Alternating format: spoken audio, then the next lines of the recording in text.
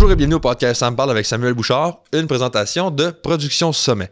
Cette semaine, je parle avec Alain Lacombe. Alain Lacombe, vous le savez sûrement si vous êtes de la région, c'est un des copropriétaires de Groupe EMS. Groupe EMS, à fond, ils font de la réparation et la vente d'équipements industriels, résidentiels et commerciaux. Mais ils font surtout, ils font de la réparation de moteurs électriques. Puis ça, c'est une de leurs spécialités. Ils vendent aussi des outils comme... en fait, toutes sortes d'outils, là, des drills, ça fait de même, mais aussi des laveuses à pression, des génératrices, puis ils ont aussi un département de sécurité. Fait que si tu as déjà été dans un magasin à Edmundston, tu as sûrement déjà vu la petite étiquette dans vite de la porte, Groupe EMS, ben ça, c'est parce qu'ils ont passé là avant pour installer, j'imagine, soit un système d'alarme ou une caméra ou quelque chose comme ça, t'sais. Donc, une discussion vraiment intéressante. Je sais que je dis tout le temps ça, mais c'est vrai. C'était vraiment intéressant. On a parcouru on a fait son parcours, en fait, à lui, mais aussi le parcours de l'entreprise. Pour voir comment ça a commencé. Ça a commencé tout petit dans le sous-sol de la maison pour devenir en 2025 une entreprise dans une assez grande shop avec une vingtaine d'employés. Puis ils desservent une très grande région au Nouveau-Brunswick. Donc ça a eu une belle croissance. Puis en plus de ça, c'est une entreprise qui est familiale. Fait qu'on a parlé de ce transfert-là de devenir propriétaire alors que c'est ton père qui a fondé l'entreprise, puis les défis que ça comporte, puis c'est pas si simple qu'on peut penser. En fait, c'est plus compliqué que moi je pensais. On a aussi parlé des gros événements qui est arrivé dans cette histoire-là, dans l'histoire de Groupe EMS. En 2008, il y a eu la crise économique. Ça a été dur pour plusieurs entreprises. Eux autres, ils ont dû se revirer de bord, ils ont dû fermer un département. On a parlé en 2020 aussi d'un incendie qui a fait que leur local s'est effondré. En fait, il est devenu perte totale, comme on dit, puis ils ont dû déménager. Donc, ils ont changé d'endroit. Puis comment, finalement, ça a été une bonne chose, au final, sur certains points. Donc, ça a été il y a eu du positif à travers de ce négatif-là. Puis ensuite, on a aussi parlé de son rôle en tant que président dans la Chambre de commerce parce qu'il a été président pendant 4 ans, de 2020 à 2024. Fait que, en tout cas, je vous laisse découvrir ce bel épisode-là. Vraiment, vraiment intéressant, je vais le dire avec, là, excusez-moi, mais c'est vrai, c'était intéressant. Fait que, voilà, bonne écoute. Le podcast incontournable sur l'entrepreneuriat régional avec Samuel Bouchard. Voici le podcast Ça me parle. Donc, pour vous mettre en contexte, Alain a fait sa technique en électrodynamique au cégep de Lévis-Lauzon en 93. Il a travaillé ensuite comme technicien dans l'automation pendant 3 ans. Puis en 97, son père l'a appelé pour qu'il revienne dans l'entreprise. Il a donc travaillé pour son père, pour Groupe EMS. Il est devenu ensuite propriétaire en 2015, donc ça fait 10 ans. Puis il a été président de la Chambre de commerce de 2020 à 2024. Allô Alain. Bien bonjour. Comment ça va? Ça va très bien. Merci pour l'invitation, Samuel. Ben, ça fait plaisir. On va parler justement de ton parcours pour commencer, voir un peu... parce que tu sais, il faut dire que Groupe EMS, ben, au début, c'était pas un groupe, là, mais cette entreprise-là, ça fait depuis 1976 que ça existe. Exact. Puis c'est ton père qui a fondé ça. Exact. Toi, t'es venu au monde en 74. Fait que toute ta vie, t'as fait... de ce que tu peux te souvenir, t'as été là-dedans. Ça a été comment de grandir là-dedans? Ça a été... honnêtement, ça a été le fun. Honnêtement, j'ai adoré. De suivre le parcours de cette entreprise-là de A à Z. Aujourd'hui, je me fais encore poser des questions d'anciens clients qui venaient chez nous quand j'étais bien jeune. Puis c'est le fun. Moi, je les reconnais. Ils rentrent dans le bureau, je les reconnais. C'est pas tout le monde qui les reconnaît, mais c'est le fun. Mais oui, j'étais chanceux. Je pourrais dire pratiquement que je l'ai vu grandir, cette entreprise-là. Ouais. J'étais peut-être pas le premier employé, mais je faisais partie des premiers enfants d'employés qui étaient d'impact des autres, si tu veux, dans ce temps-là. Là. À quel âge tu as commencé à t'impliquer concrètement? Puis ça ressemblait à quoi physiquement? Puis d'un point de vue d'ampleur à ce moment-là? Ben, je te dirais que j'étais jeune. J'étais bien 11 ans à peu près. Ouais. Tu sais que c'est moi qui s'occupais de... J'étais l'homme de ménage, c'est l'homme à tout faire, tu sais, qui mettait de l'huile dans l'engrenage, des tours, puis j'avais des petites tâches que mon père me donnait à l'occasion. Ouais. Tu sais, que j'aimais bien m'impliquer là-dedans. Enlever du copper dans des moteurs, tu sais, de quoi un enfant pouvait faire à ce moment-là, mais c'est ça. Fait que non, ça faisait longtemps que j'étais là-dedans. Puis c'était quoi? Parce qu'à ce moment-là, si je comprends bien, là, il y a le service qui était offert, c'était la réparation de moteurs électriques. Exact. Seulement, des petits moteurs. On faisait quand même de l'assez gros moteur à ce moment-là, mais on faisait beaucoup plus de petits moteurs. On s'entend que longtemps passé, des petits moteurs, c'était rentable de réparer ça. Aujourd'hui, ça ne l'est plus. OK. Mais puis tout ce qui était petits appareils électriques aussi, là, encore aujourd'hui, les drills, les buffers, ces choses-là, on réparait ça à ce moment-là aussi. Fait que, ouais, non, on était strictement plus moteur. Puis en termes de, tu sais, pour donner une image, qu'on comprenne le contexte, ça ressemble à quoi le physique de ça, là, les outils, la grosseur de l'entreprise? Je me souviens que tu parlais à un moment donné que c'était comme dans le garage, là. Ben, ça a commencé dans le sous-sol de la maison. Ça fait en 76, ça a commencé dans le sous-sol de la maison, dans la rue Saint-Georges. On restait dans la rue Saint-Georges à ce moment-là pour déménager 4 ans après là, à Verrette, à côté de la maison familiale où mon père avait été élevé. Puis, c'est la rue Saint-Georges chez Verrette aussi? Non. La rue Saint-Georges, ça, c'est à côté de la 31e, là, le 34, 35. Là, vous restez là? Oui. OK. C'est la première maison que mon père avait achetée à ce moment-là. OK. Mais par la suite, mon père a déménagé dans sa maison paternelle, où il avait été élevé, dans le fond. OK.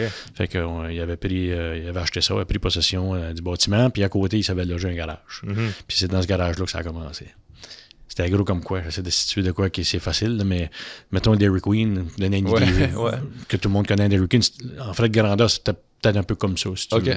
OK. Puis au début, on était 2 personnes qui travaillaient dedans. Il y avait mon père et son frère, puis il se pilait pas ses pieds, mais la place était correcte. Là, c'était pas, pas ce qu'il faisait à ce moment-là, c'était correct. Là. OK, fait que c'était juste des moteurs ou il y avait d'autres choses?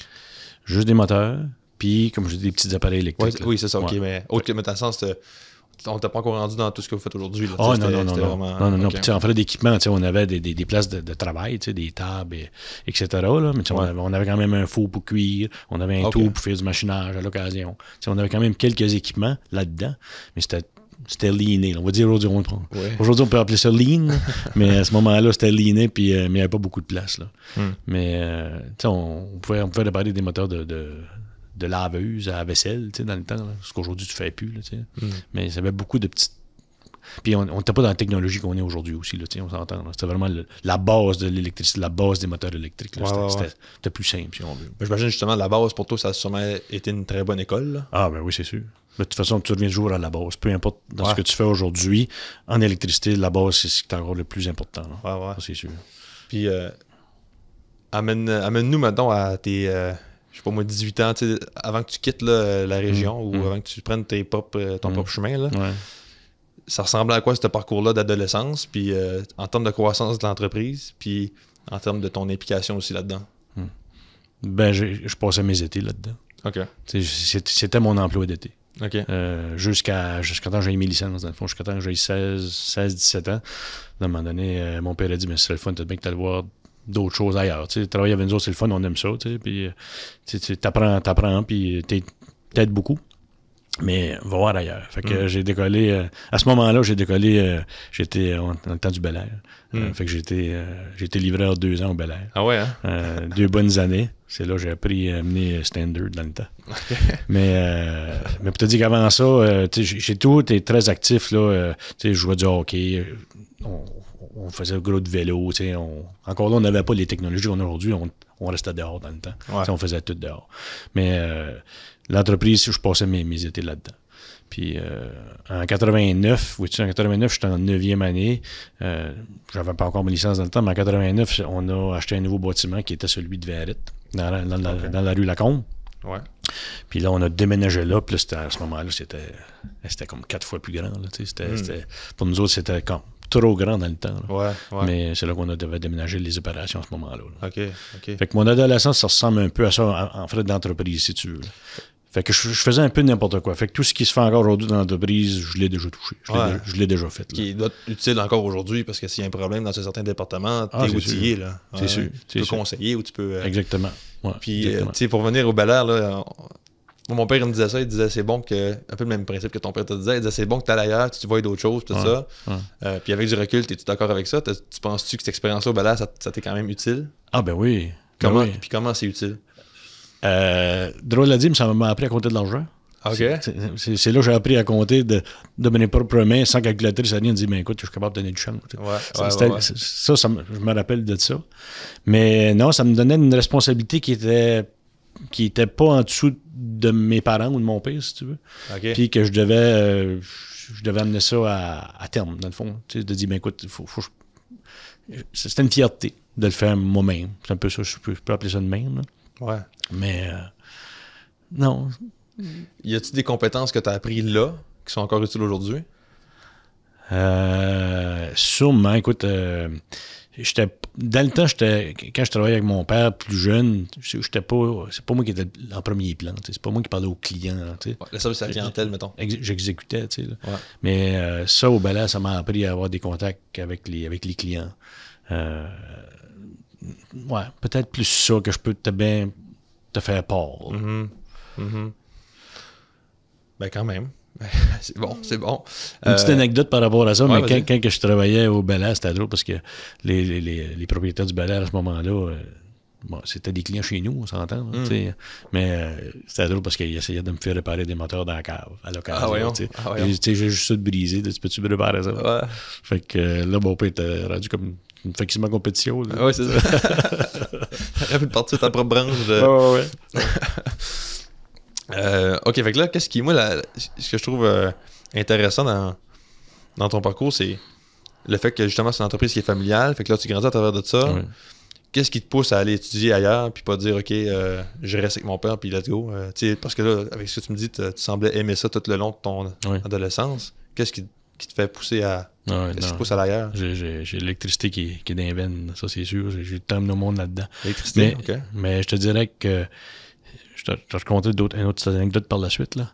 Mais quand j'étais en polyvalente, on rencontre des orienteurs, etc.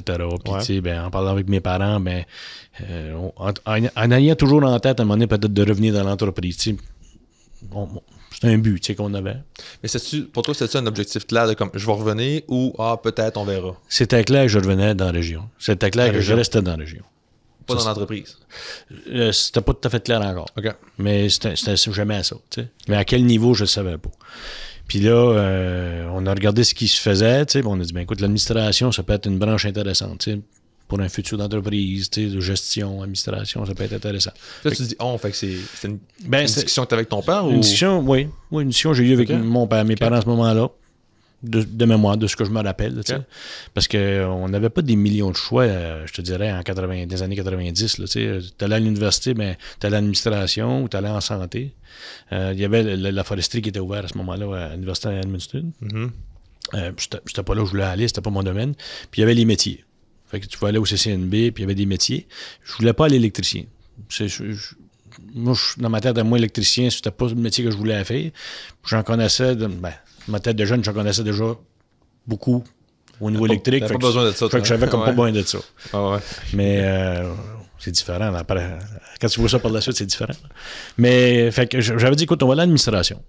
Puis encore là, c'est une affaire de gang tout des fois. Là, moi, je vais en administration, mon chum y va, l'autre y va, on y va toute la gang ensemble. Ah ouais. Mais c'était pas ma place. Dans le sens que j'étais pas sérieux. J'étais pas sérieux dans ma démarche, puis c'était plus un carnaval que d'autres choses, dans le sens que j'étudiais pas, puis c'était plus des foires, puis fait que je performais pas bien là-dedans, je me sentais pas bien là-dedans. Fait que je te dirais que de cette année-là, peut-être la moitié de la gang qui est partie ailleurs, parce qu'on savait tout ramasser là, mais c'est pas ça qu'on voulait faire, tu sais, un peu. Là. Fait que j'étais voir l'orienteur à ce moment-là, à l'université, pour lui dire, écoute, voici ce que moi, je pense que j'aimerais faire, tu sais, puis voici ce que j'ai fait, puis voici ce que j'aime, puis là, ils ont tout mis ça ensemble, puis ils ont dit, probablement, tu avais fait une technique en électronique. OK, ça peut être intéressant. L'électronique, j'adore ça, tu sais, mais là, le cours se donnait au CCNB à Barreuse à ce moment-là, mais à tous les 2 ans. OK. Puis je tombais dans l'année morte où il n'y en avait pas, là, tu sais, fait que là, j'aurais pas été une année, puis l'année d'après, j'aurais recommencé, puis j'aimais plus ou moins ça. Puis il prônait beaucoup plus les cours au Nouveau-Brunswick. Il essayait de nous garder au Nouveau-Brunswick, ce qui était normal, tu sais. Fait qu'on s'est mis à regarder un petit peu autour de nous autres. Puis dans les cégeps, justement, au Québec, il y avait justement cette formation-là qui était technicien en électrodynamique, qui recouvrait beaucoup de choses que je faisais déjà. Parce que l'électrodynamique, c'est beaucoup en relation avec les moteurs, tout ce qui est contrôle moteur. Fait que j'étais déjà comme dans ma branche un peu. Fait que j'allais aller là. Puis il y avait un centre de robotique à ce cégep-là. J'aurais pas aller à la Rivière-du-Loup, j'aurais pas aller à d'autres places. Mais Lévis-Lauzon, à ce moment-là, était réputé pour un des meilleurs cégeps en électrodynamique et robotique. Fait que c'est pour ça que j'ai pris ce chemin-là. J'ai pas attendu le 2 ans. Puis je suis content de l'avoir fait parce qu'aujourd'hui, ce que j'ai fait comme cheminement là-dedans a été plus que parfait, là, pour moi, en tout cas. Ça a vraiment fité avec ce que tu avais besoin pour le futur. Ah, c'est officiel. Okay. C'est officiel, puis je te dirais bien qu'à l'occasion, j'étais pratiquement le prof, là. Les gens, ça se remontaient tout chez nous le soir, puis là, il y avait de la compréhension avec, les autres ne comprenaient pas, puis j'étais à l'aise là-dedans. C'était facile pour moi, là, cette formation-là, tu sais. Fait que, comme je te dis, l'électricité me coule d'un veine. Tout le temps, t'es bon là-dedans. Ouais. Puis, pourquoi avoir décidé de travailler à Québec? Puis, ouais. Ben, ouais. Honnêtement, un peu dans la même optique que je t'ai fait part tantôt d'aller voir ailleurs ce qui se fait ailleurs. T'sais. Puis quand j'ai travaillé à Québec, ben, je travaillais pendant mes études. Un collègue qui connaît un collègue qui connaissait mon père à ce moment-là, ben, il dit, ben écoute, ton garçon, je pourrais te prendre, moi, les fins de semaine puis les soirs, pour commencer à faire du panneau de contrôle. Puis c'est le même, ça a commencé. Fait que j'aimais ça, j'adorais faire ce travail-là. Puis c'est de quoi qu'on faisait pas. C'est pas de quoi qu'on offrait, nous autres, à ce moment-là. T'sais. On faisait encore là juste du moteur. Ouais. Bien, tout le côté alentour de ça, contrôle moteur, on touchait pas à ça. T'sais. Fait que c'était comme un ajout qu'on aurait pu donner à notre entreprise. Fait que j'ai pris de l'expérience là, 3 ans, seulement dans l'usine à faire du panneau. Puis par la suite, ben j'ai eu la chance, après ma formation, qui s'est terminée en 95, de joindre l'équipe où je travaillais à Québec. Mais là, c'était au niveau de l'installation. Puis là, le troubleshooting, les appels de service, ça, c'était le fun. Ça, j'ai aimé ça. Là. Puis, peux-tu nous mettre en contexte un peu sur de quoi tu parles quand tu parles de panneaux et tout ça? Parce que c'est un domaine qui est un peu moins connu, je pense. Là. Oui, effectivement. Dans quel contexte, pour qui c'est utile, ça, ces choses-là? C'est des automatismes. C'est des automatismes, les lumières de rue. Tout le monde connaît des lumières de rue, là, le rouge, vert, c'est simple. Mais en arrière de ça, il y a toute une logistique là, qui est automatisée. Dans les usines de sciage, les Twin River, c'est toutes des usines qui ont des contrôles automatisés. Beaucoup moins de monde, mais beaucoup plus de production. Toute l'eau qu'on boit, toutes les stations de pompage qu'il y a dans la région, c'est tous des systèmes automatisés aussi qu'il y a là-dedans. Fait que bien souvent, il y a des devis de fait. Fait que les gens vont arriver, bien, on veut que ça fasse ça. Je veux faire une machine à popcorn, mais j'ai besoin du contrôle qui va alentour de ça. Ben, nous autres, on est là, on réfléchit, on pense le concept pour que ça fonctionne de telle façon, pour le construire de électriquement et mécaniquement. Fait que c'est un peu ça, dans le fond. C'est quand même intéressant. C'est comme un mix justement d'électricité et de mécanique, comme tu dis. C'est comme exact. Faut que tu fasses en sorte que toutes les composantes arrivent au bon moment, au bon timing, puis que ça donne un produit final. Ouais, ça fonctionne. Tu pèses sur le bouton, puis... Ouais. Mais c'est un peu comme la robotique, ça rentre là-dedans? Ou... Oui, totalement, oui. C'est parce que je me rappelle les cours au primaire, à la petite école c'était à la mode, ça, là, dans le temps, la robotique, là, les petits robots, puis là, tu fais... C'est un peu ça, dans le fond, là, tu pitonnes ton gamin. C'est de la logique. Ouais. C'est carrément de la logique, de la programmation, etc. Là. Fait que ça ressemble un peu à ça. Ça l'éclaircit un peu. Oui, ouais, je pense que c'est plus clair. Puis là, ton père t'a appelé? Oui. Quelques années après que mon tu travaillais. Mon père m'a appelé, écoute, c'était un mois de janvier 97. Après Noël, il m'appelle, Alain, je viens de perdre un de mes employés. Est-ce que tu penses peut-être revenir avec l'entreprise dans le futur? T'sais, pas en me demandant là, veux-tu venir cette année, là? Mais, fait que là, il dit, j'ai pas d'employé, puis ça serait comme... Si tu veux venir, tu aurais une opportunité. T'sais. Ma conjointe, à ce moment-là, qui est encore ma conjointe aujourd'hui, était à Québec aussi, à l'Université de Laval. Finalisait sa formation à ce moment-là, en 97 aussi. Voulait revenir à Edmundston aussi. Fait que parle Georges, puis il dit, ben écoute, voici l'opportunité qu'on aura à ce moment-là, peut-être de revenir en ville.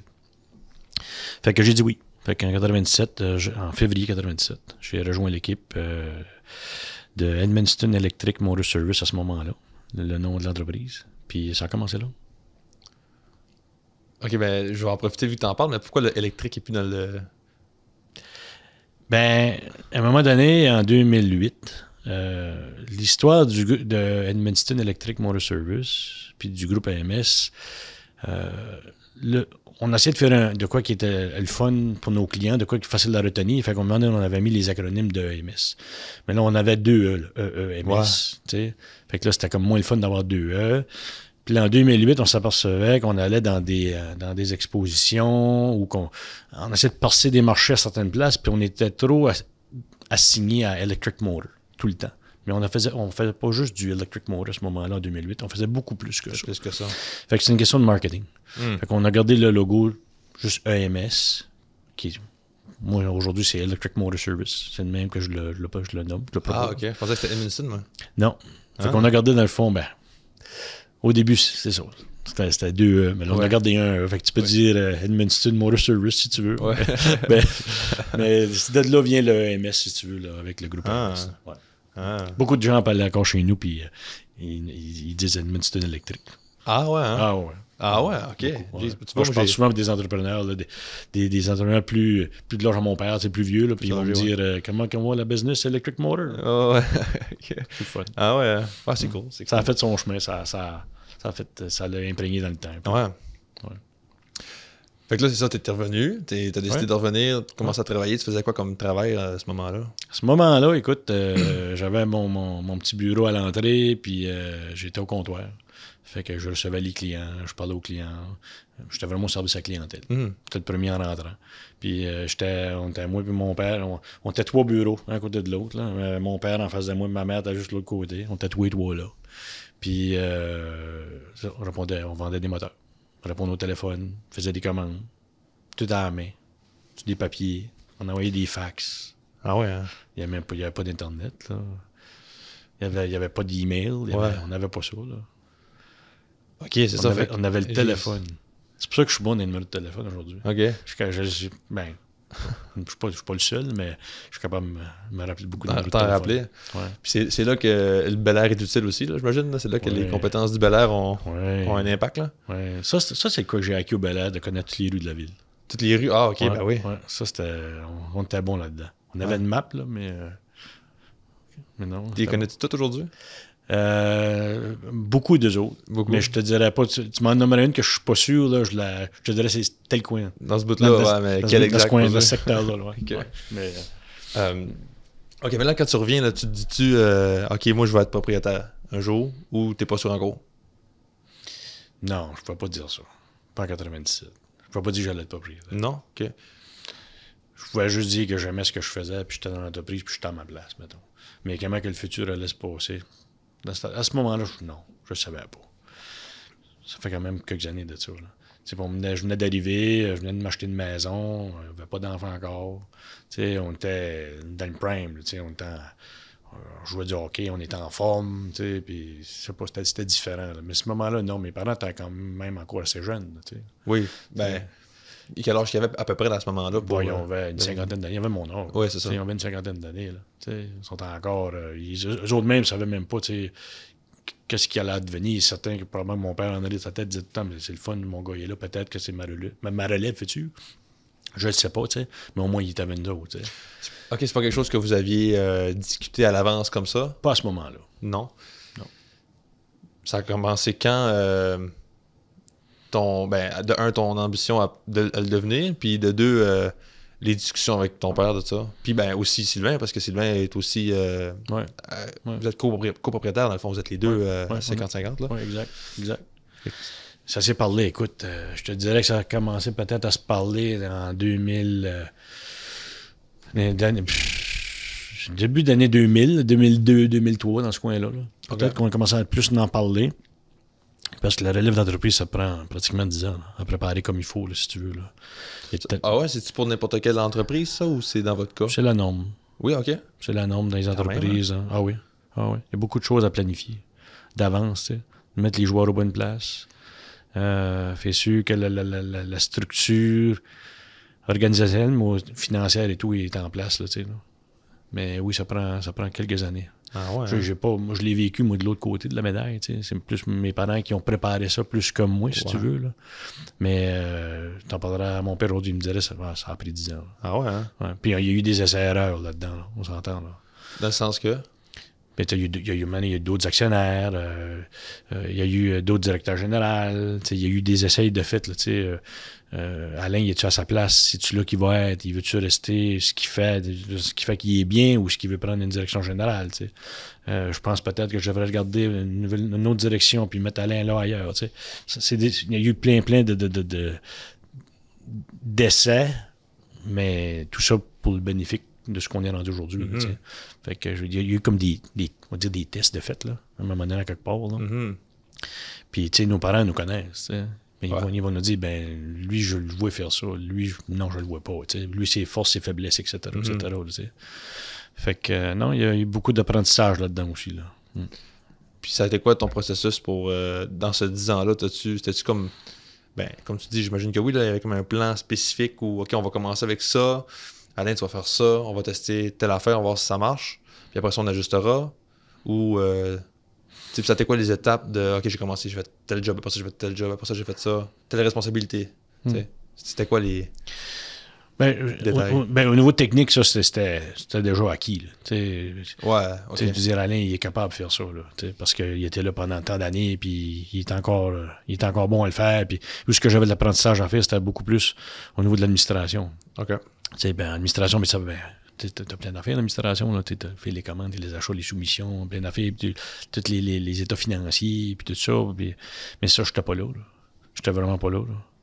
Puis encore aujourd'hui, bien souvent, on a des questions sur des affaires qu'on dit, écoute, il y a quelqu'un qui le sent quelque part, mais c'était là qu'il voulait m'amener. Il me disait, t'es-tu capable d'aller là? Si t'es pas capable d'aller là, on va trouver quelqu'un qui va t'aider.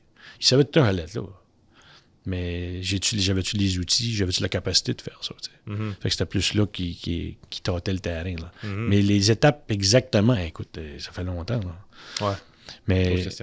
Mais écoute, il y a des années que ça allait bien, des années que ça allait moins bien. J'ai déjà pensé à ne pas rester. Ça a déjà arrivé, ça, là. Pour des raisons X, là, mais il y a eu beaucoup comme je dis, d'essais-erreurs là-dedans pour dire, écoute, est-ce que c'est les bonnes personnes? Parce que mon père, c'est son entreprise. Oui, il avait beau dire qu'il y avait de la relève, mais en bout de ligne, c'est son entreprise, c'est son bébé, c'est lui qui l'avait bâti, tu sais. Puis c'est sa retraite en bout de ligne qui était attachée à ça, là, tu sais. C'est lui qui avait le risque dans tout ça, là. Ouais. J'imagine que des fois, il y a comme une tendance où ce que les entrepreneurs fondateurs ou propriétaires qui ont des enfants qui seraient potentiellement intéressés, il va y avoir comme une pression à dire, là, je vais léguer ça à mon enfant. Puis là, ce que tu me dis, j'ai l'impression que c'était pas tant le cas à ton père. Ton père était quand même vraiment comme, OK, oui, c'est mes gars, mais il faut que ça fitte. Il faut que ça fitte, là. Ouais, c'est pas juste parce que c'est mes gars, là. Non. J'ai vu d'autres entreprises aussi du même type qui est arrivé, que c'était ça, c'était poussé un peu, là, c'est mon enfant, c'est moi qui vais le prendre, mais en bout de ligne, ça ne marcherait pas. Là. Mais c'est un deuil à faire aussi. Là. Autant plus pour les parents, je pense. De dire, écoute, ça n'a pas marché, là, c'est plate. Là. Mais c'était un deuil. Mais mon père, c'était plus ça. Il fallait que ça soit solide. Là. Je vais léguer, puis je vais être là autant si longtemps que ça ne marchera pas. Là. Du moment que je vais être sûr que, c'est fiable, c'est solide, OK, là, je laisse aller. Là, Puis j'imagine... en fait, moi, ce que j'aimerais encore plus creuser un peu plus dessus, c'est comme, toi, ton ambition à ce moment-là, c'était quoi? C'était-tu, pendant la transition, c'était plus comme, j'ai hâte de faire ça, ou je suis pas sûr encore, à quel point tu t'es dit, OK, là, ça, c'est la bonne décision pour moi, de dire, OK, je vais devenir propriétaire, Comment tu voyais ça? T'étais-tu plein d'excitation, de let's go, je vais devenir propriétaire, puis on amène ça, on fait ci, on fait ça, ou... Pas sûr. Je vais dire ceci. Je t'ai déjà parlé des clubs du groupement des chefs, là, qui est un groupement d'entrepreneurs québécois et maritimes. Puis à ce moment-là, dans le groupement, il y avait des clubs qui étaient pour la relève d'entreprise. OK. Fait que dans le fond, ce qui était... Puis ça c'est l'initiative de ça vient de longue date, puis c'est Robert qui avait fait ça, mon père. Il s'appelle Robert. C'est Robert qui a fait ça dans le temps avec Entreprise Madawaska qui était ici à Edmundston. C'est Entreprise Madawaska qui avait fait l'initiative d'aller voir les chefs, le groupement des chefs d'entreprise, pour voir qu'est-ce qui était possible. C'était quoi ce groupement-là, puis qu'est-ce que ça amenait à nos entreprises. Puis Robert était un des premiers membres d'un club à Edmundston avec d'autres membres ici à Edmundston, d'autres entreprises. Puis, ces autres membres-là qui étaient des chefs d'entreprise, on avait tous mis les relèves d'entreprise dans un autre club. Fait que, quand on avait des rencontres, nous autres, c'est des rencontres, c'est accompagné là, avec des professionnels, on avait des discussions de relève. Des vrais relèves d'entreprise. T'aimes ça? T'aimes pas ça? Comment tu vois ça? Etc. Fait que je te dirais que mon goût de devenir entrepreneur ou chef d'entreprise a commencé plus là. OK. En parlant avec d'autres, en voyant d'autres entreprises, d'autres relèves d'entreprise, puis comment que ça se vivait. C'est même plus que c'est là que je me suis plus impliqué. Là, je me sentais... Parce que mon père, dans le temps, m'avait dit, tu veux-tu participer à ça, ce club-là? Oui. Ça m'a été dit que, vas-y, puis va voir ce que c'est, puis tu me diras après ça si tu aimes ça, Mais ça a commencé de même. Fait que c'est là où je pense que mon désir de devenir entrepreneur a jailli, là, à ce moment-là. Là. Plus qu'être un technicien ou un employé, là, si tu veux dire. J'ai l'impression qu'au début, avant de devenir entrepreneur, tu avais quand même une certaine réticence à le devenir, ou c'était peut-être pas une réticence, mais plus dans le sens comme, c'était peut-être évident pour toi que c'est ça que tu voulais. C'était pas urgent. C'était pas urgent, ouais, c'est ça. C'était pas comme. C'était pas urgent, mes parents étaient là. T'sais. Ouais. Puis nos enfants sont pareils, mes enfants sont pareils. Tant qu'on est là, c'est pas urgent. Ouais. Dad est là, maman est là. Ils vont faire ça pour nous autres. Ouais. Mais je pense que c'était ça. Mais j'ai commencé à aimer vouloir devenir entrepreneur à ce moment-là. Parce que je voyais le désir des autres autour de la table. Hey, moi, gars, je fais ça. C'était intéressant. Ouais, tu étais un peu pas influencé par la culture, l'ambiance, l'environnement de ce groupe-là. Ouais. Est-ce que tu te définirais plus comme... C'est pas la première fois que j'utilise ça, là, mais j'avais vu ça quelque part. D'un côté, tu as l'artiste. Dans ce cas-ci, c'est pas de l'art, mais ça risque que c'est un peu ça. Tu as l'artiste, puis de l'autre côté, tu as l'entrepreneur un peu. Puis dans les deux, tu as l'hybride. Fait que un artiste, ça serait, dans ton cas, ça serait moi, j'aime faire des moteurs. Pour prendre juste cet exemple-là. Moi, j'aime faire des moteurs, puis entrepreneur, c'est non. Moi, j'aime gérer l'entreprise qui fait les moteurs. Puis entre les deux, tu as vraiment. Oui, j'aime le côté moteur, mais j'aime aussi gérer un petit peu. Là. C'est comme une échelle. Où tu te situes dans cette échelle-là? Je te dirais entre l'entrepreneur puis lui du milieu. Hybride. Ouais, hybride. Mais hybride fort entrepreneur. OK. Mettons plus ça de même. OK. Mais je me situe plus là. J'aime encore mettre les mains à la pâte puis faire des choses, là. Mais j'aime léguer puis j'aime pouvoir participer à des solutions, à des décisions. Ça, j'aime ça. Mais j'aime encore là mieux gérer une entreprise que faire ça. Fait que si tu avais le choix, mettons, tu fais juste la job de technicien versus tu fais juste l'entrepreneuriat, si on veut, tu choisirais l'entrepreneuriat? Oui, exact. Ouais. Intéressant. Je vais revenir justement au début 2000, puis c'est juste pour voir une idée de la croissance d'entreprise de 2000 à, mettons, 2025. Là. Comment ça... Parce que là, tu sais, ce qu'on a dit, c'est que vous faisiez des moteurs, mais là, aujourd'hui, vous faites bien plus que ça. Tu sais, là, il y a un magasin en plus, qui est assez récent. Là. Oui. Ça ressemble à quoi la croissance d'entreprise de 2000 à 2025, disons? Ben écoute, comme je te faisais pas tantôt, on était à notre emplacement à Valette à ce moment-là. Mon père a toujours été proactif dans bien des affaires. Puis il se disait, on vend des moteurs, on a déjà une patte sur ce client-là, puis une main sur l'autre. Puis si on vend des moteurs, on peut vendre des poulies, on peut vendre des belts. Fait tranquillement, on ajoutait à notre paquet de produits, si tu veux, différents produits qu'on pouvait encore là. Puis à un moment donné, il y a Edmundston, dans ce temps-là, ça fait longtemps, en avant de chez Bégin Viande, là, à rue Victoria, il y avait un restaurant chinois. Je ne sais pas si tu te rappelles de ça. Là. En tout cas, ça fait longtemps. Puis ce restaurant chinois-là avait été vendu, puis c'était un magasin d'outillage qui était là. Okay.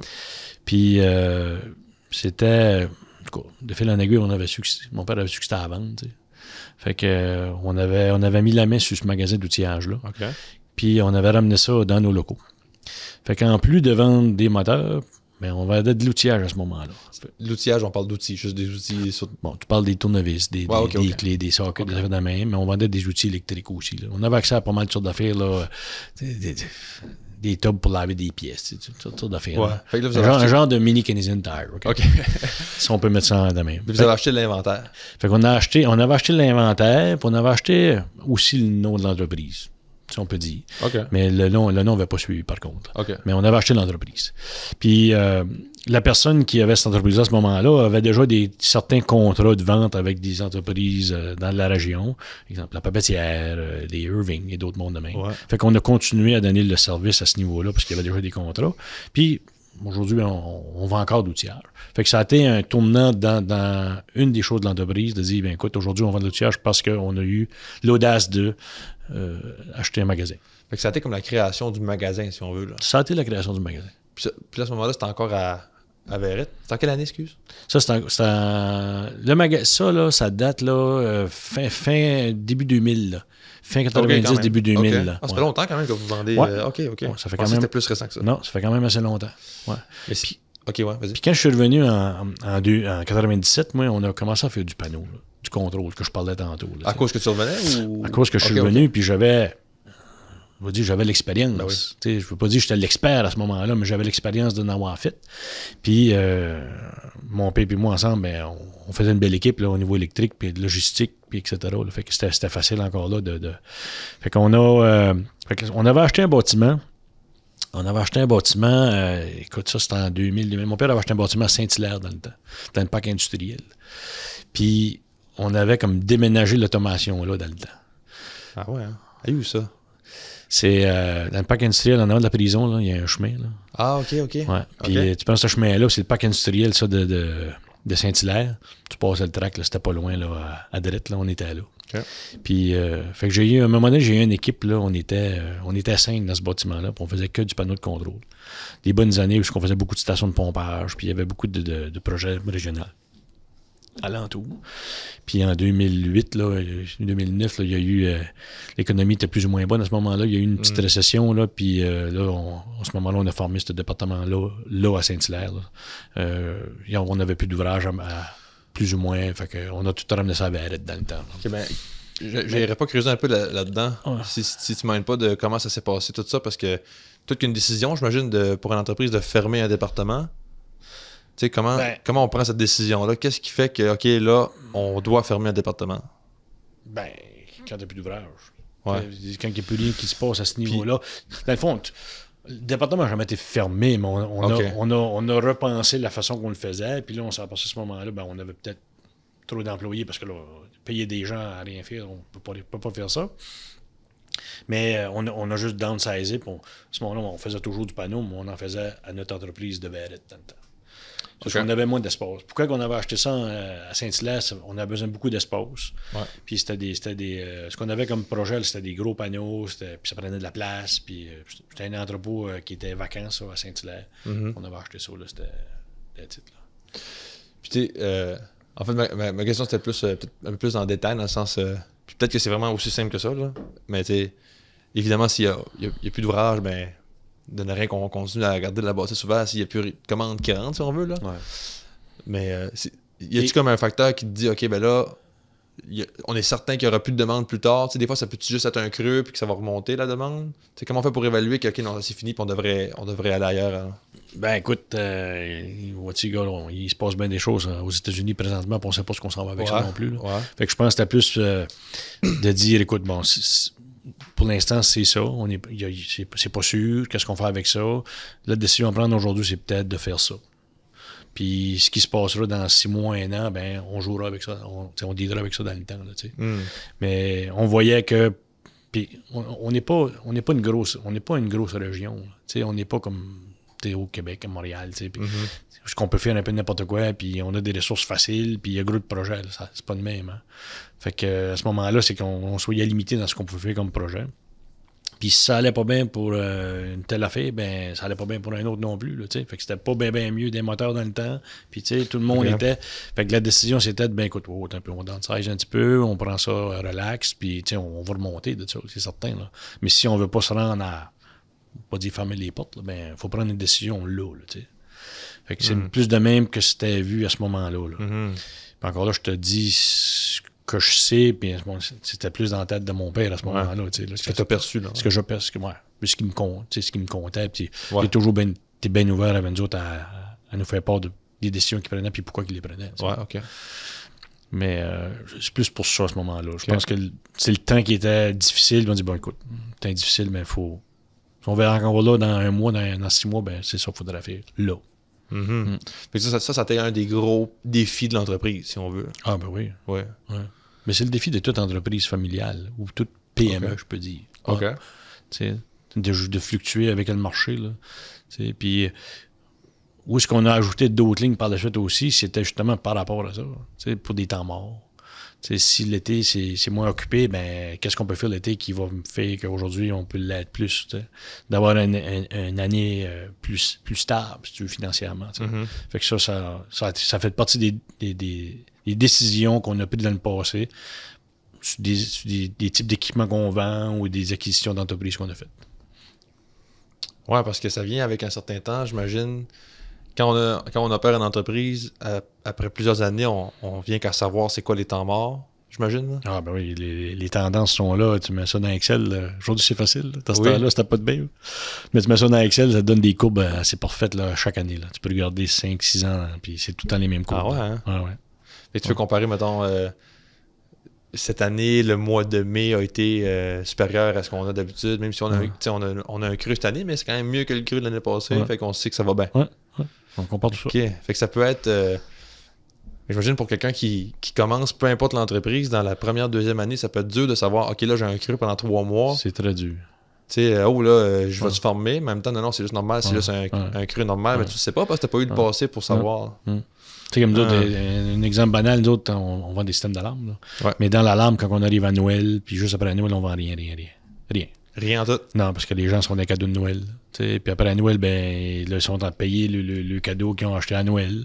Fait que on n'en vend pratiquement pas. Là, fait que, au niveau résidentiel, c'est mort. Dans l'industriel, ça peut être différent. Fait que c'est des exemples de même. Là. Laveuse à pression. Laveuse à pression, là, c'est le printemps et l'automne. À part de ça, là, ben souvent, c'est des gens qui vont travailler soit dans le bois ou des choses de même. Fait qu'ils ramènent l'équipement au printemps pour de la maintenance, puis à l'automne, avant les neiges. Fait il y a tout le temps des temps que des équipements seront plus occupés que d'autres. Les pompes à piscine, c'est la même affaire. C'est le printemps. T'sais. Donc, pour assurer la stabilité des revenus, c'est pertinent de diversifier tes services. Diversifier. Et tes produits. Exact. Pense en note.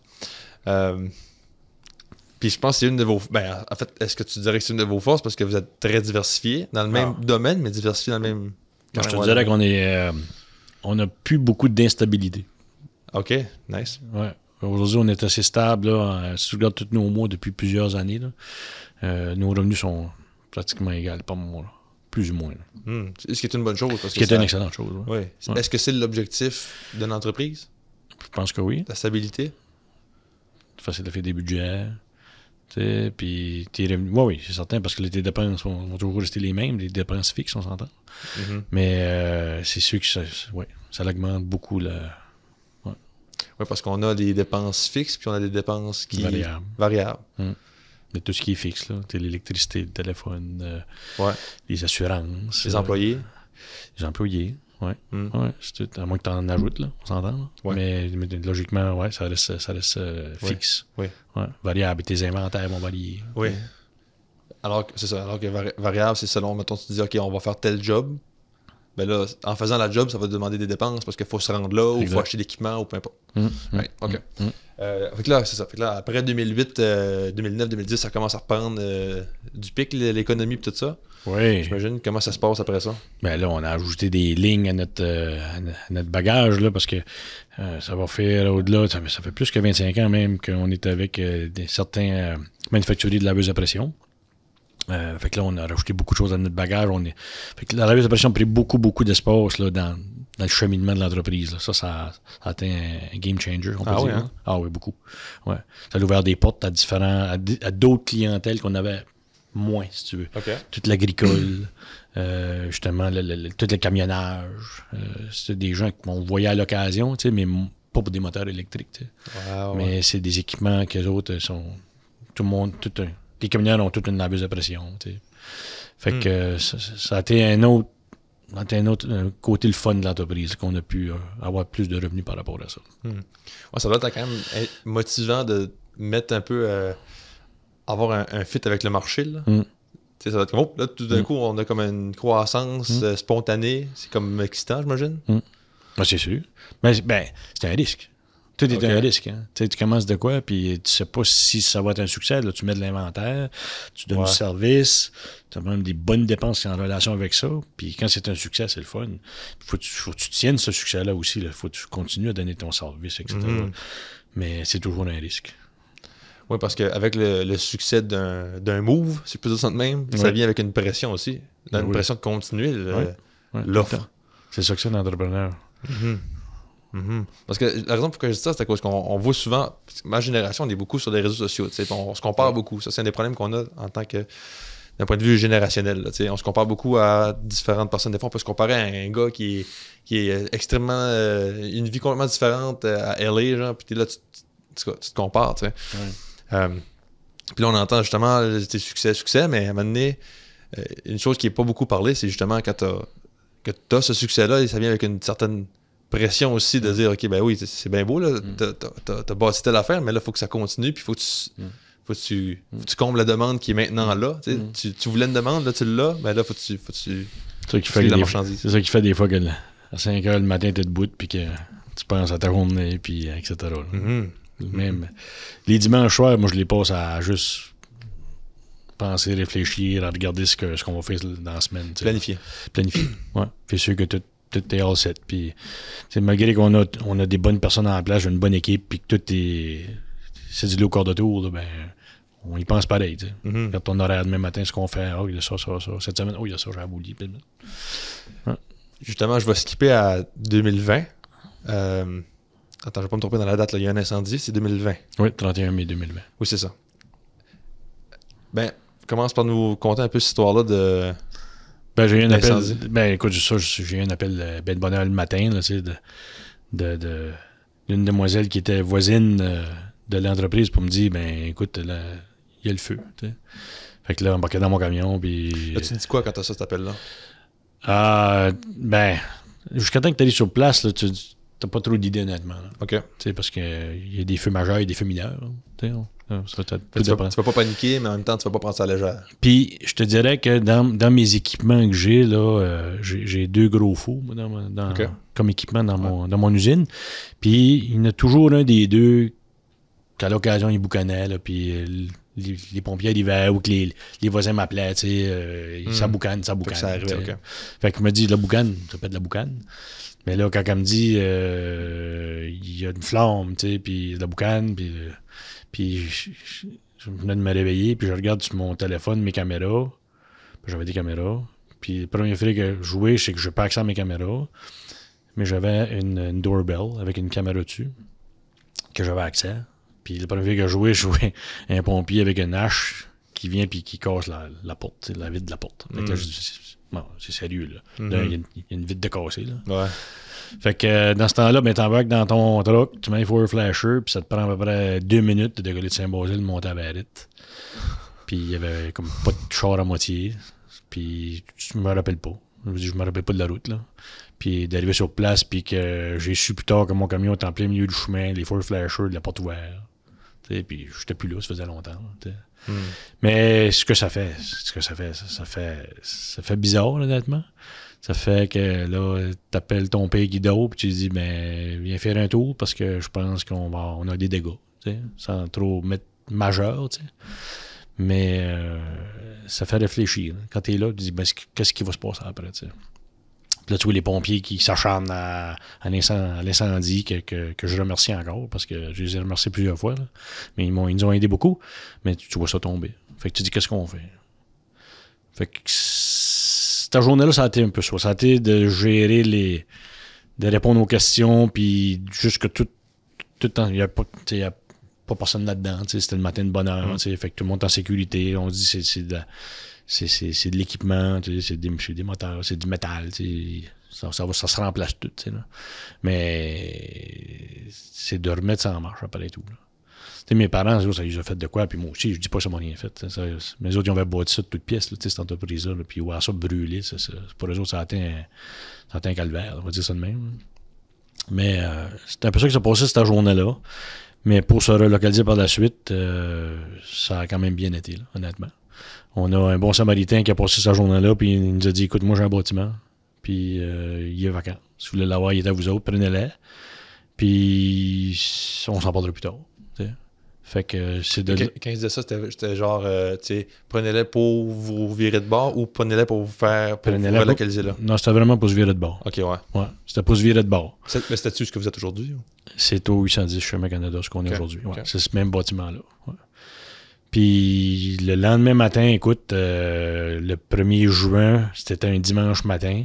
J'avais, je vais dire, une quinzaine de personnes qui étaient en ligne à la porte au 810 chemin Canada pour nous aider. Ça, c'était phénoménal. On a remis des ordinateurs là-dedans. On était tous cloudés. Puis le lundi matin, on était up and running au niveau de l'administration. Fait que ça a été un défi, mais en même temps, on a pu voir à ce moment-là qu'on était bulletproof pour ça, là, au niveau administratif, si je veux dire, pour décoller, puis on a toute l'information, puis les logiciels fonctionnent tout. T'sais. Fait que ça, c'est une recommandation que je donne à n'importe qui aujourd'hui, là, de ne pas avoir de serveurs, d'être tout en redondance partout. Là. J'avais des serveurs, là, mais j'étais en redondance partout là, sur les clouds là, à ce moment-là. Ouais, fait que c'est pas... Ce que tu veux dire, en fait, c'est que, si je comprends bien, la mémoire de toutes les données n'était pas sur des disques physiques, là. Ouais. Ben, peut-être oui, mais il était aussi backé c'est ça. sur un cloud. Là. C'est ça. Ce qui est possible aujourd'hui, mais... Oui. Ouais, non, aujourd'hui, c'est encore plus facile que dans le temps. Là. Fait que c'était ça, puis on a rebâti ça. Écoute, on a cleané ce qu'on avait à cleaner à Verrette. Ça a pris quand même 1 an. Pratiquement jour pour jour pour nettoyer, au niveau des assurances, tout ça. Encore là, tout a bien été. Là. J'ai tellement eu de l'aide là, de tout le monde, de la communauté en général, si je peux dire. De la famille. Ça a vraiment bien été. Là. Pour l'événement, là, je te dis, ça a bien été. Là. Puis le fait que les gens étaient, avec 15 personnes en avant de la porte pour aider, là, c'est quoi? C'est que le mot s'est passé juste par coup de téléphone, puis hey, là, ils ont passé au feu, on va, tu sais. Ouais. C'était des connaissances, des gens qu'on connaissait, là, des amis ou de la famille, là, puis on était un matin pour vous épauler, puis qu'est-ce qu'on peut faire, c'était un peu ça. Fait que là, tu dispatches, ben, toi, tu vas à Valette, toi, tu peux faire ci, tu peux faire ça, tu sais, puis... fait que c'est ça. On a rentré dans ces bâtiments-là le 1er juin. Puis on a eu de l'aide. Ça, c'était vraiment bon. Ah, puis je pense que vous avez eu de l'aide aussi, tu me disais, là, de différentes entreprises dans la région aussi, là, qui ont... Ça se peut-tu des contacts ou des... Je sais pas trop. Écoute, quand ça allait arriver, là, mon téléphone ne dérougissait pas. Là, Puis la ville de Manchester nous a aidé beaucoup à aider à trouver des bâtiments. J'ai visité d'autres bâtiments. J'ai fait de l'entreposage sur des amis, sur des entrepreneurs proches de nous autres, là, qu'on a... Parce que quand on a vidé Verrette, il y avait encore des choses qui étaient semblablement bonnes. On ne savait pas dans le temps si c'est bon, c'est pas bon. Là, fait qu'on a entreposé à plein de places dans la ville. Là. Fait qu'on avait des vannes qui se faisaient décharger à certains endroits dans la ville où on tournait plus tard. Là, fait que oui, l'entrepreneuriat, là, les entrepreneurs nous ont vraiment bien aidés dans la région. Qu'est-ce qui fait que tu as eu de l'aide comme ça? C'est-tu juste la bienveillance du monde ou c'était des contacts à toi ou...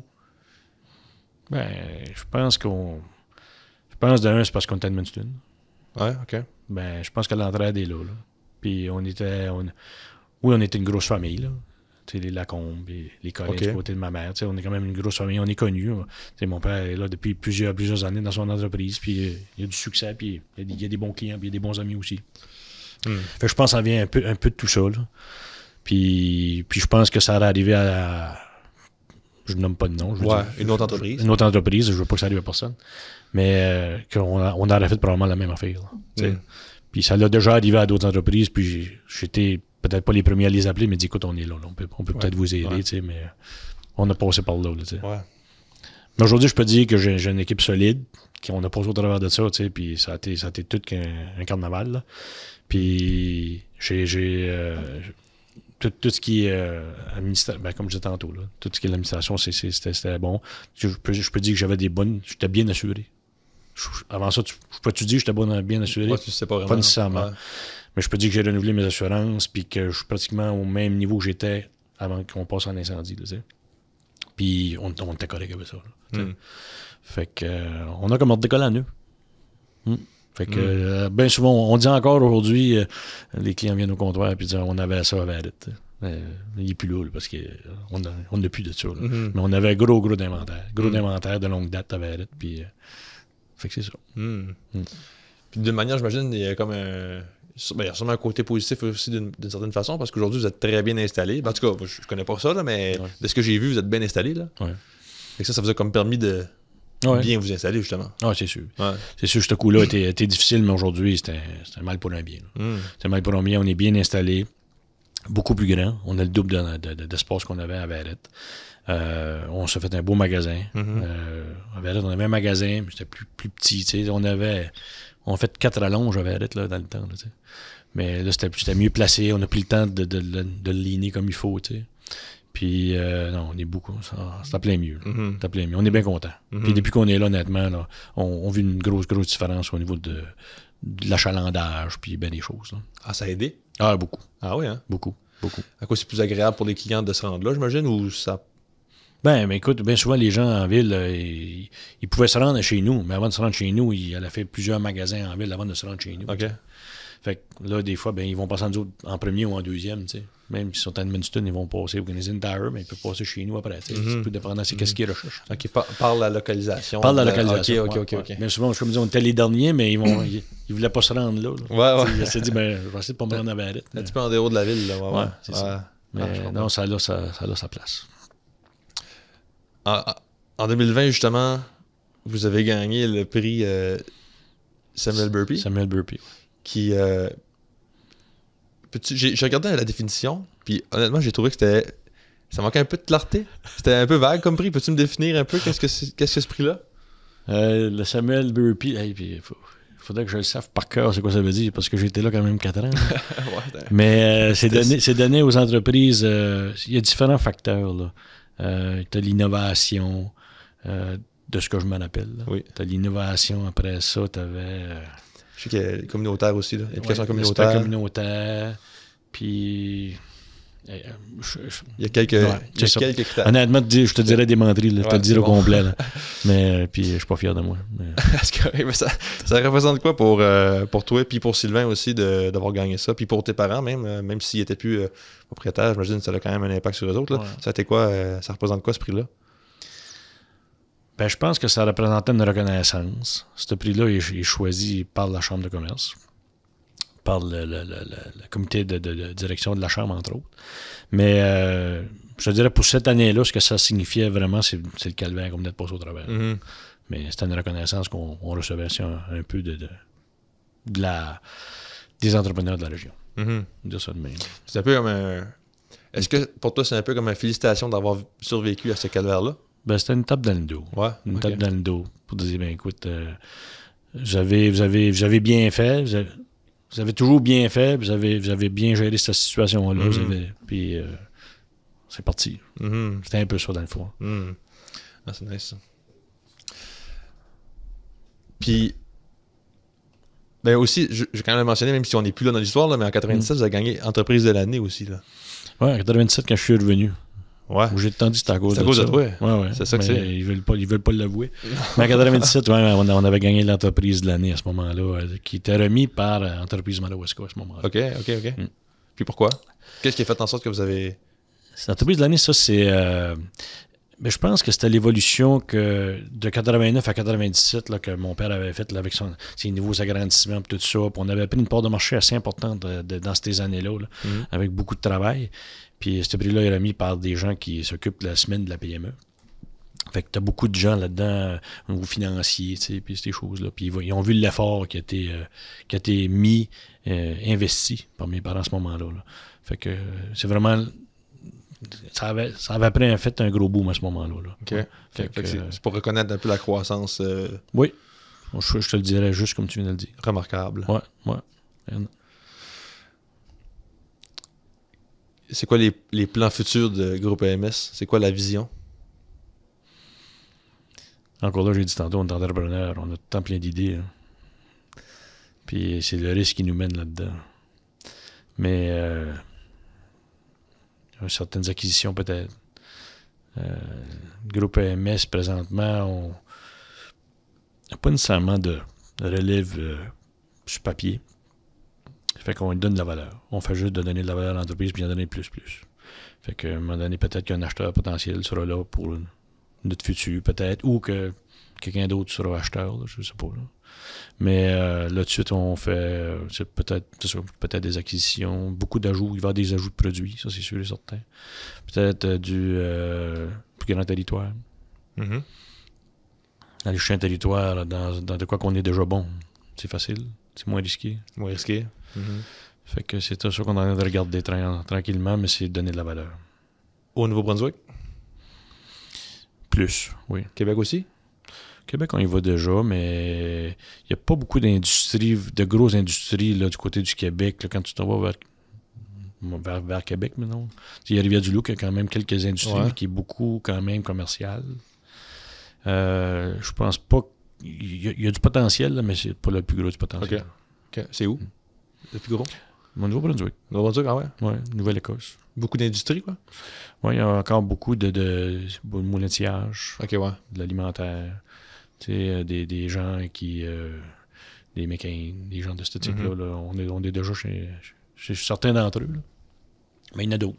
Mm-hmm. Tu sais, quand tu es d'une niche précise, là, quand tu fais du moteur électrique, là, c'est pas comme une entreprise que tu vas en avoir 10 dans la même ville. Là, t'sais, on n'est pas beaucoup là-dedans, c'est une petite niche, puis on a du potentiel. C'est plus là que je regarde.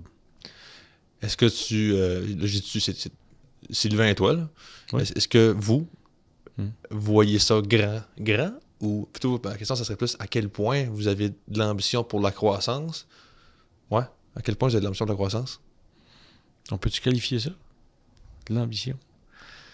Mais... Je te laisse mais mon ambition est choisir. Mon ambition est grande.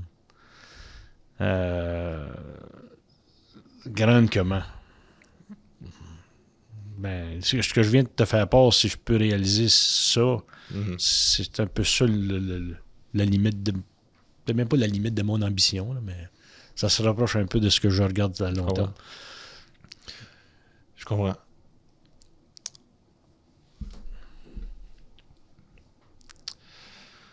J'aimerais... on a pas mal tout abordé, là. Je regarde ma liste, là, puis... Ouais, j'aimerais élaborer un peu plus sur le groupe. Parce qu'on en a parlé un peu tantôt, puis ça, j'avais des questions par rapport à justement entre chefs, là, le groupe. Fait que, juste pour détailler un petit peu, tu fais partie de ce groupe-là, vous vous rencontrez chaque mois. Chaque mois, oui. Vous êtes combien d'entrepreneurs dans ton groupe? On est une dizaine, 10. 10, puis il faut que... En fait, le critère d'entrée, c'est que il faut avoir au moins 10 employés. Exact. C'est ça. Y a-t-il un autre critère? C'est autre chose qui fait qu'un entrepreneur peut se joindre à ce groupe-là? Ben, d'un, il ne faut pas qu'il soit en compétition avec n'importe quel des membres à l'entour de la table. OK, ouais. Fait que ça, c'est le premier facteur, je te dirais. Puis le nombre d'employés. Ah ouais, that's it. OK. Ouais. OK. Ouais. Oui, chiffre d'affaires, ça n'a pas rapport. Non. Est-ce que ça, dans d'autres groupes, est-ce que ça, c'est un critère, le chiffre d'affaires, ou ça n'a jamais été. Intéressant. Non, tu peux avoir un chiffre d'affaires de 200 000 comme tu peux avoir 200 millions. Puis, en bout de ligne, moi, ça va faire 18 ans que je suis là-dedans. Mm-hmm. Puis, ce qui se passe là, c'est vraiment de l'échange, puis de l'entraide. Puis les problèmes, quelqu'un qui fait 200 000, quelqu'un qui fait 200 millions sont les mêmes. Quelqu'un qui a 10 employés puis qui en a 3 000, c'est les mêmes problèmes. Tout se relie à un moment donné quelque part. C'est juste la façon de gérer ça ensemble. Puis on est là pour l'entraide. Honnêtement, le club est là pour l'entraide. Puis c'est un peu ça que j'ai dans mon mandat de président de la Chambre. C'est un peu là aussi que je m'en allais. Ce que j'ai essayé d'instaurer pendant mon mandat, l'entraide. Qu'on est tous là pour le même but. Hein. Tout entrepreneur est là pour le même but. Mais des fois, tu es tout seul dans ton coin, puis des fois, tu penses que tu as pris la bonne décision, puis tu es le seul de même. Mais je pense que juste d'en jaser, d'en parler, du réseautage, c'est plus qu'important. Mm-hmm. Ça va faire grandir ton entreprise. Mm-hmm. Ça va te faire passer à un autre niveau, puis à un autre niveau dans ton entreprise. Fait que le club est là pour ça. Mm-hmm. Le club est là pour ça. Fait que si on est des chefs d'entreprise, on se rencontre, puis on jase. Puis aujourd'hui, on peut parler de Sam, parce que Sam, il y a une problématique précise, puis qu'il y a besoin de conseils. Puis demain, ça peut être Alain, ça peut être un autre. Mm-hmm. Fait que... puis on est toujours liés. Fait que même si on se rencontre pas dans 2 semaines, ben on fait un appel le matin puis c'est réglé. Là, on est toujours liés ensemble. Puis tu choisis pas avec qui t'es jumelé, si on veut, avec qui sera dans ton groupe, là? Ben au départ, je te dis, si Sam veut intégrer le club, ben automatiquement, il va venir à une première rencontre, puis on va jaser avec toi, puis plein d'affaires. Puis si on voit qu'on a un fit, toute la gang, on voit qu'on a un fit avec Sam, on va dire oui, come on, viens avec nous autres. Puis sinon, vous êtes non? Sinon, dis non. Intéressant. Sinon, dis non. Ça arrive-tu des fois, il y a des gens qui le prennent personnel? Ben je te dirais, ça n'a jamais arrivé qu'on dise non. Ben, dans mon club, dans mon club. Ouais. Mais je sais pas. Probablement que peut-être, là, mais peut-être, ouais, ok. Moi, ça m'a jamais arrivé. J'ai 3 questions en rafale. Tu réponds par oui ou non seulement. Okay. Puis tu pourras élaborer après. Okay. Être entrepreneur au sein d'une entreprise familiale, ça favorise le succès de l'entreprise. Oui. En 2025, la gestion des ressources humaines, c'est le secteur le plus difficile pour une entreprise. Oui. L'intelligence artificielle, ça représente une menace dans ton domaine. Non. OK, bon, on va commencer. Je vais expliquer pourquoi j'ai posé cette question-là, parce que ça peut paraître un peu bizarre, là, dans le temps, vu que c'est de la mécanique et tout. Là. Mais on va y revenir, justement, le premier, être entrepreneur au sein d'une entreprise familiale, ça favorise le succès de l'entreprise? Je pense que oui. En tout cas, moi, je trouve que ça le favorise dans le sens que je pense au niveau décisionnel, là, que tu gères tes propres affaires, t'es maître de tes affaires, puis si tu as pris une mauvaise décision, ben ça tombe sur la patate à toi. Mais outre ça, moi, je pense que c'est plus facile. Là. Puis maintenant, si on compare la collaboration que tu peux avoir avec ton frère versus les potentiels conflits, parce que tu sais, c'est commun, je sais pas si c'est comme ça pour vous autres, mais quand on est frère ou sœur ou quand on est proche, ben c'est plus facile de se taper ses nerfs, si on veut, là, tu sais. Fait que, donc, les potentiels conflits sont pas assez grands pour le bénéfice que ça apporte d'avoir une collaboration. J'ai pas vécu ça, les conflits. Ah, tant mieux, Lise. Je peux pas trop argumenter là-dessus par rapport à ça, mais moi et Sylvain, on s'est toujours bien entendu, honnêtement. Pour bien des raisons. Mais on n'a jamais eu de conflit tel quel. Mais non, on se plaît à travailler ensemble. Honnêtement, beaucoup. Ah, mais tant mieux, parce que ça, c'est... Écoute, on a des décisions à prendre à l'occasion, mais on n'a jamais pris ça en chicanant. Ça n'a jamais arrivé. Là, fait que, tant mieux. Puis, tu sais, on est 2. Des fois, 2, c'est pas facile de prendre une décision. C'est un homme père, hein, mais mon père est toujours on essaie d'impliquer là, à l'occasion dans certaines décisions encore. Là, fait que c'est bon, on va trancher quelque part, mais c'est toujours dans l'amitié. La fraternité. Puis les ressources humaines, le secteur le plus difficile? C'est un secteur où il faut mettre beaucoup d'efforts. OK. De mon côté, j'ai une super équipe. Vraiment une belle équipe, là. Puis j'ai toutes des bonnes personnes, puis ça va bien. Mais c'est certain que c'est toujours un défi. J'ai eu des ressources importantes dans mon entreprise à un moment donné qui ont quitté. T'sais. Puis pourquoi ils ont quitté? Bien souvent, c'est pour des salaires, entre autres. Là, t'sais. Pour des plus grosses entreprises qui ont plus des capacités de pouvoir payer. Mais j'ai pas trop de misère avec ça. Mon roulement est vraiment pas élevé. Là. Je me plais à faire ça. Puis c'est pas mal moi qui fait ça. Là. Les ressources humaines? Ouais. Moi et puis quelques autres personnes, mais en gros, c'est moi qui gère ça, si tu veux. Là. C'est une de tes forces? C'est une de mes forces. C'est une de mes forces. C'est juste la capacité facile de gérer, de parler avec les gens, de les écouter. J'aime ça, honnêtement. Ouais. T'as pas de misère avec ça. Fait que ça aide. Tu penses que c'est une bonne force à avoir aujourd'hui, vu que la pénurie de main-d'œuvre a frappé un peu tous les domaines. Là. Exact. Tant mieux. Puis l'intelligence artificielle, je posais la question dans le sens, penses-tu que ça peut devenir un jour, est-ce que c'est tellement développé cette affaire-là que ça va remplacer tes techniciens ou ça va remplacer l'entreprise au complet, je sais pas. Là, Non, pas encore. Pas encore, on n'est pas là. Non, on n'est pas rendu là, puis même elle nous aide à l'occasion. On l'utilise comme n'importe qui, des applications, des petits logiciels, des ça, mais on l'utilise vraiment. Mais non, ça ne viendra pas au point que ça va réparer des moteurs, je pense. Jamais? Jamais. Ah oui, hein? Ben. On s'en parlera en 2080. Ben, peut-être que tu seras pas là, mais. Ouais, ben c'est ça. Là, on s'entend que. Faudrait que la robotique soit vraiment impliquée de beaucoup là-dedans.